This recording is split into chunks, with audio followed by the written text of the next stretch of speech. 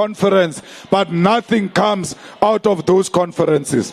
We are saying you need to make sure that you fight the corrupt police.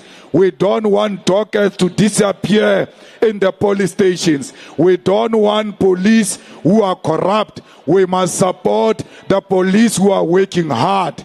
Any criminal who threatens the life of the police must be dealt with decisively. That's why we love the KZN Co-Provincial Commissioner of Police, Mkhwanazi. We say to Mkhwanazi, Pesquabo, you must never retreat.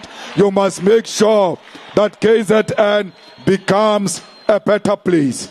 The ANC has turned this ground into a red ground because our people are being killed and no one is being arrested. The NPA has failed completely. There is no NPA in South Africa. That's why the head of NPA must resign with immediate effect. We lose simple cases. How do you lose a case of Omotoso?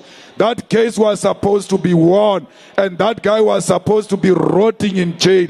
Today, he's free. He left South Africa because the NPA failed us.